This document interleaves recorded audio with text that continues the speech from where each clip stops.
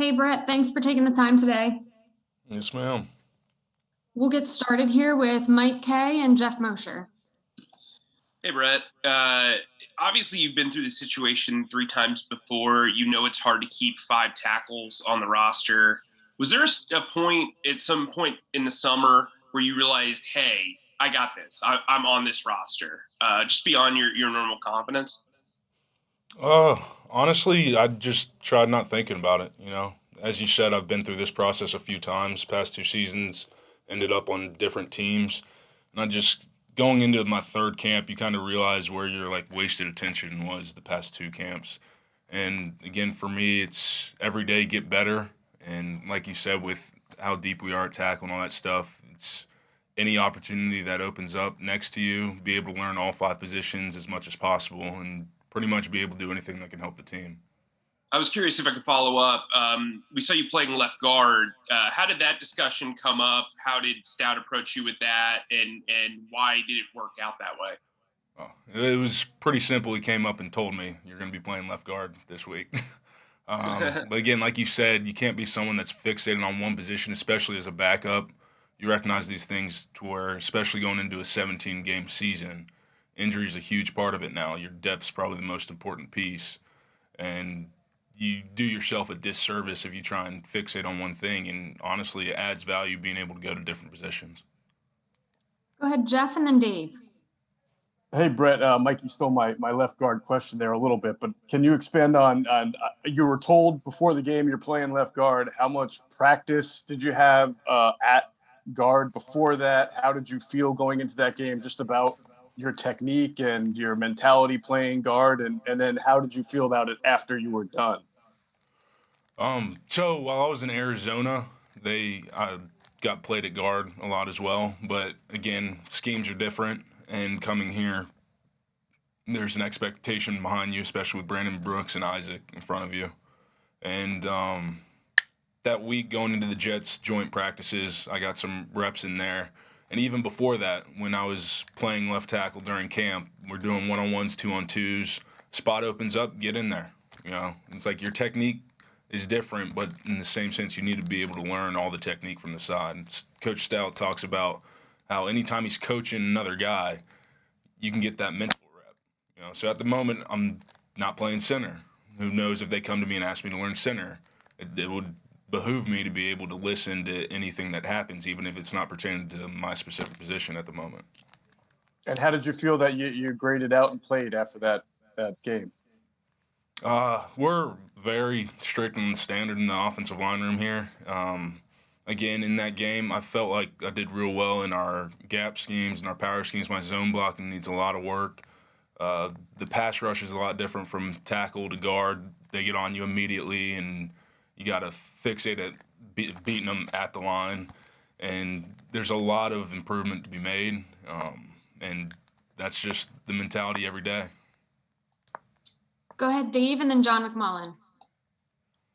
Hey, how much has Jeff Stoutland meant to your development? A lot. It's the thing that's awesome about him. It doesn't matter if you're 1, 2, or 3. You're not going to be able to go under the radar. You can feel it some places. They only fixate on starters, but Stout, it doesn't matter what offensive line is in. He's making sure you're locked in and that every rep matters. He doesn't coach guys differently, and he makes sure to set the standard, and anytime that you don't perform to that standard, he gives you examples, shows you what the ones are doing, shows you what you need to improve on, and every day it's about a one-up, what you can fixate on today that you weren't at the standard of the day prior, and just keep making those steps to improve. When you think back to when you first met him, what have you learned about him? Because he's quite a personality. Yeah, we clash a lot. The military side in me and just the discipline aspect, and in his eyes, a gritty guy, and him being from New York City is another gritty guy.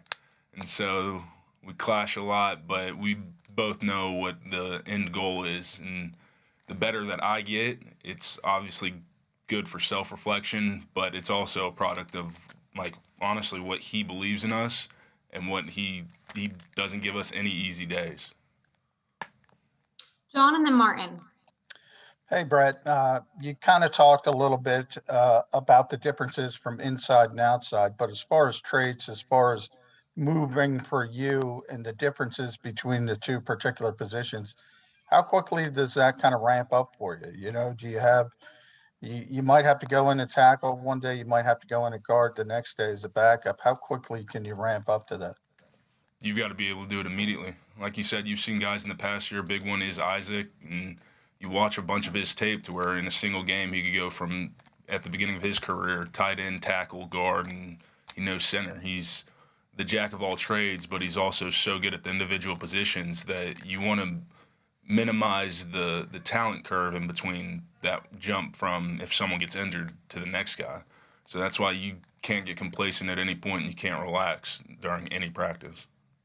And you mentioned your military background was stout. You know, to us from the outside, you know, military, we think of you take orders, but you said you clash. What is kind of what is that kind of dynamic? A big part is just because I'm very tough on myself.